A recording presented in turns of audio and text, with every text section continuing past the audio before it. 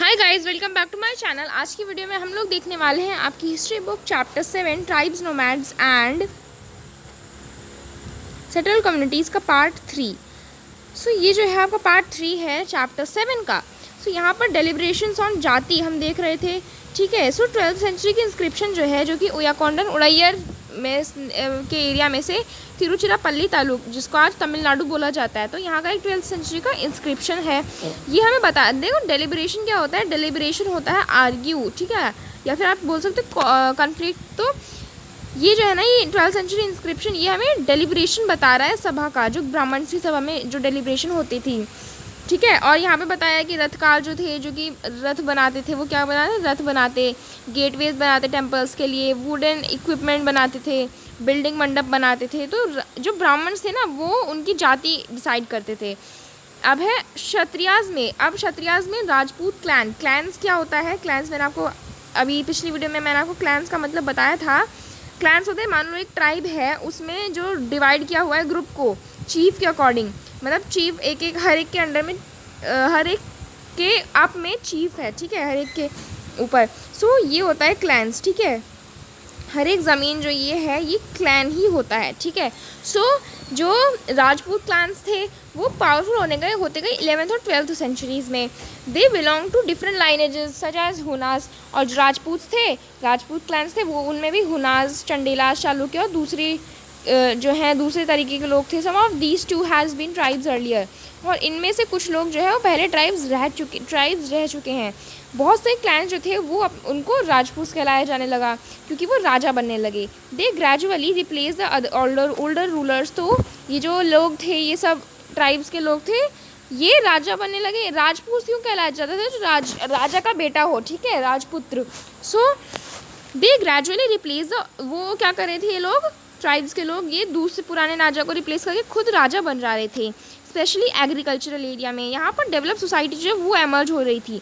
और रूलर्स बड़े बड़े स्टेट्स बनाते कैसे, पावरफुल अपनी वेल्थ की वजह हेल्प से, पैसे दौलत की हेल्प से। The rise of Rajput clans to the position of rulers set an example for the tribal people to follow. So जो राजपूत क्लान्स का जो राइज था ना, वो कि वो राजा बन रहे थे, तो दूसरे ट्राइबल पीपल भी ये सोच रहे थे कि हम भी अपने आप को राजपूत कहलाने लगेंगे। ग्रेजुअली ब्राह्मण्स के सपोर्ट से बहुत सारे ट्राइब्स जो थे वो कास्ट सिस्टम, क्योंकि ट्राइब्स में कास्ट सिस्टम नहीं होता था, तो ब्राह्मण्स के सपोर्ट से जो ट्राइब्स हैं उनमें भी कास्ट सिस्टम होने लगा, आ गया। लेकिन जो लीडिंग फैमिलीज़ थी ना, लीडिंग ट्राइबल फैमिली जो जिनके ज़्यादा चलती थी, वही रूलिंग क्लास में ज्वाइन कर पाते, वही रूल कर पाते बाद में। जो बहुत सारे लोग जो हैं वो लोअर जातीज़ में चले गए, ठीक है। जो ट्राइब्स में से बहुत सारे लोग लोअर जातीज़ में हो गए, ठीक है। ऑन द अदर हैंड, दूसरी तरफ many dominant tribes of Punjab, Sindh और नॉर्थ वेस्ट फ्रंटियर की जो है, जो बहुत इंपॉर्टेंट ट्राइब्स थी, उन्होंने इस्लाम को अडॉप्ट कर लिया। They continue to reject the caste system. उन्होंने कास्ट सिस्टम को ना मना कर दिया, रिजेक्ट करने का। जो अनइक्वालिटी होती थी सोशल ऑर्डर में, इन सबको मना कर दिया। किसने? पंजाब, सिंध और नॉर्थ वेस्ट फ्रंटियर के लोगों, ट्राइब्स ने। उन्होंने इस्लाम को अपना लिया और हिंदुइज्म को छोड़ दिया। The emergence of states is closely related to social change amongst tribal people. So जो स्टेट्स का एमरजेंस है ना, यानी कि जो स्टेट्स बनकर आई, वो बहुत ज़्यादा रिलेटेड है, बहुत पास से रिलेटेड है। किस चीज़ से? सोशल चेंज से, ट्राइबल पीपल की सोशल चेंज से, क्योंकि ट्राइबल पीपल में बदलाव आया, तभी तो स्टेट्स जाकर बनी। देखो, पहले ट्राइबल पीपल में कोई कास्ट नहीं होता था, वो आम लोगों से जो है बहुत अलग रहते थे, ठीक है। लेकिन फिर धीरे धीरे ट्राइबल पीपल में भी कास्ट सिस्टम होने लगा, वो भी राजा बनने लगे।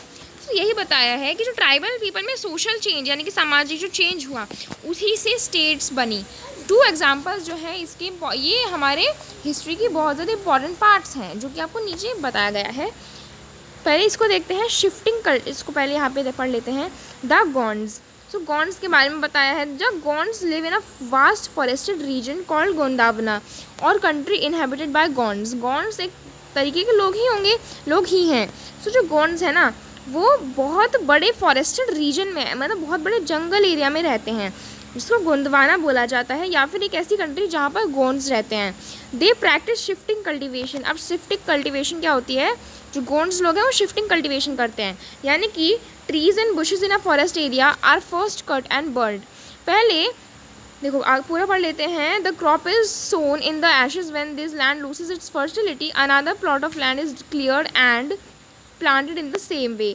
तो यहाँ बोला है कि सबसे पहले क्या होता है ना, एक फॉरेस्ट एरिया है, वहाँ के जो सारे ट्रीज़ हैं उनको काट के जला दिया जाएगा, ठीक है। और फिर जो क्रॉप है ना, the crop is sown in the ashes, अब वो जला दिया, उसकी राख बची। यहाँ पर राख जो है वो बहुत न्यूट्रिशनल होती है, ठीक है। उसमें अब जो है क्रॉप को अपना उसको बोई जाती है। उसके बाद when it's land losses is fertility, फिर जब वो लैंड जो है उसकी फर्टिलिटी सारी चली जाती है, फिर जो दूसरे प्लॉट ऑफ लैंड को चूज़ किया जाता है, उसके सारे पेड़ों को जला दिया जाता है, फिर उसमें क्रॉप उगाई जाती है। अब यहाँ पर देखते हैं जो गॉन्ड्स लोग थे वो क्या करते थे, शिफ्टिंग कल्टीवेशन को फॉलो करते थे। The large Gond tribe was further divided into smaller clans, जो बड़ी सी गॉन्ड ट्राइब थी, गॉन्ड जो है ट्राइब थी, उसको भी छोटे छोटे क्लैंस या फिर ग्रुप ऑफ ट्राइब्स में डिवाइड किया गया था। Each clan has its own raja और राय, तो हर एक क्लैन में उसका एक राजा, उसका गवर्नर, उसका एक राय था। About the time that the power of the Delhi sultans was declining, a few large Gond kingdoms were beginning to dominate the smaller Gond chiefs. यानी कि जैसे जैसे जो है टाइम के चलते, समय के चलते, जैसे जैसे पावर जो है ना दिल्ली सुल्तान्स की, दिल्ली के राजाओं की जो पावर है वो डिक्लाइन, घटती गई, वैसे वैसे ही जो कुछ लार्ज बड़े बड़े जो गॉन्ड के किंगडम्स थे, गॉन्ड ट्राइब्स के जो किंगडम थे, वो बढ़ना स्टार्ट हुए, वो डोमिनेट होना स्टार्ट हुए, ठीक है। द अकबर नाम, a history of Akbar's rain, Akbar नाम के बारे में मैंने आपको बताया था, ये उसके अकबर की रेन की एक हिस्ट्री बुक है। Mention the Gond kingdom of ग्रह कंतक दैट हैड 70,000 विलेजेस। सो उसकी जो बुक है अकबर नाम, जो कि जिसमें अकबर की हिस्ट्री बताई गई है, उसकी रेन की हिस्ट्री बताई गई है, उसके शासनकाल की हिस्ट्री बताई गई है अकबर नाम बुक में। जो वो है ना, उसमें गॉन्ड किंगडम, जो गॉन्ड ट्राइब का जो किंगडम था उसके बारे में उसमें बताया गया है कि उसके 70,000 विलेजेस थे। आगे देखते हैं, the administrative system of these kingdoms was becoming ठीक है। तो इन किंगडम्स का, जो गॉन्ड किंगडम्स थे, उनका जो एडमिनिस्ट्रेटिव सिस्टम था वो सेंट्रलाइज होने लगा। The kingdom was divided into घर्स।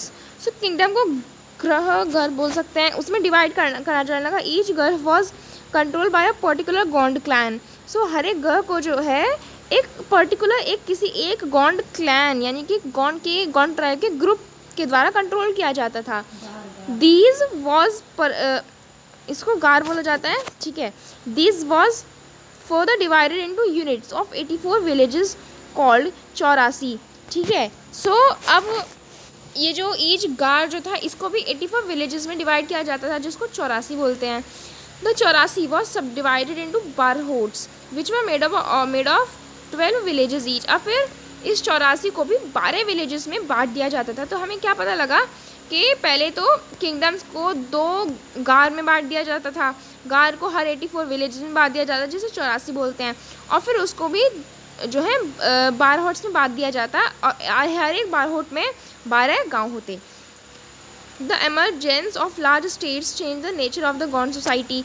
Gond tribe है, ठीक है। सो जो बड़ी बड़ी स्टेट्स का एमरजेंस हुआ, बड़ी बड़ी स्टेट्स बनने लगी, इससे क्या हुआ, गॉन्ड सोसाइटी का नेचर अलग हुआ, चेंज हुआ।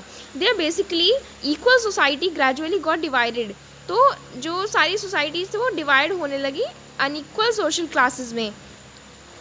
अनइक्वलिटी मतलब ब्राह्मण जो थे उनको लैंड ग्रांट मिलने लगी, गॉन्ड के राजा से उनको लैंड दी जाने लगी, किसको, ब्राह्मण्स को, और वो भी बहुत ज़्यादा इन्फ्लुएंशियल हो गए। कौन, ब्राह्मण्स। जो गॉन्ड चीफ्स थे उनको अब now wish to be recognize as Rajput. अब गॉन्ड चीफ को राजपूत कहा जाने लगा। So Aman Das the Gond raja of Garha Katanga, जो गॉन्ड के जो राजा हैं, ठीक है, अमन दास, अज्यूम द टाइटल ऑफ संग्राम Shah. His son Dalpat married Princess Durgavati, the daughter of Salbahan, the Chandel Rajput Raja of Mahoba. So जो अमन दास थे, जो कि राजा थे, गॉन्ड के राजा थे, गॉन्ड ट्राइब के, तो उनको मतलब वो अपने आप को संग्राम शाह बोलने लगे। और उनका जो बेटा था दलपत, उसने दुर्गावती प्रिंसेस से शादी करी, जो कि सलबहन की बेटी थी। सलबहन कौन था, चंडेल राजपूत राजा था महोबा का, ठीक है, यहीं पे बताया गया है। दलपत हाउएवर, दलपत कौन था, उसका बेटा। दलपत जो था उसकी डेथ हो गई। रानी दुर्गावती जो थी वो was very capable and started ruling on behalf of her 5-year-old सन। सो उन्होंने फिर रूलिंग स्टार्ट किया। उनका एक 5 साल का बेटा भी था, वीर नारायण जिसका नाम था। Under her the kingdom became even more extensive. और रानी दुर्गावती के अंडर में ना जो राज्य था वो और फैलने लगा। 1565 में जो मुग़ल फोर्सेस थे, असफ़ खान के अंडर के जो मुग़ल जितनी भी फोर्सेस थी, अटैक्ड गढ़कतंग। गढ़कतंग भी एक गौंड की जगह ही है, ठीक है, और जहाँ की रानी थी रानी दुर्गावती। सो फिर मुग़ल फोर्सेस ने, जो कि असफ़ खान में अंडर थी, उन्होंने गढ़कतंग यानी कि जहाँ की रानी थी रानी दुर्गावती, जहाँ की सुल्तान थी, वहाँ पर उसने अटैक करवाया। A strong resistance was put up by Rani Durgavati. She was defeated and prefer to die rather than surrender. उन्होंने मतलब रानी दुर्गावती को हरा दिया लेकिन वो मर गई, उन्होंने सरेंडर नहीं किया। Her son too died fighting soon after. उनका बेटा भी मर गया बाद में लड़ता हुआ। Now Garhakatanga was a rich state. Garhakatanga जो थी ये बहुत ज़्यादा अमीर स्टेट थी, ठीक है।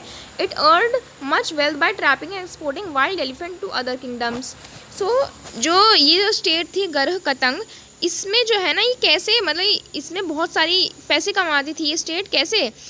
ट्रैप यानी कि जो वाइल्ड एलिफेंट, जो जंगली हाथी होते हैं, उसको ट्रैप करके उनको एक्सपोर्ट कर दिया जाता था, यानी उनको दूसरे किंगडम्स में भेज दिया जाता था। तो ऐसे जो है ये स्टेट पैसा कमाती थी।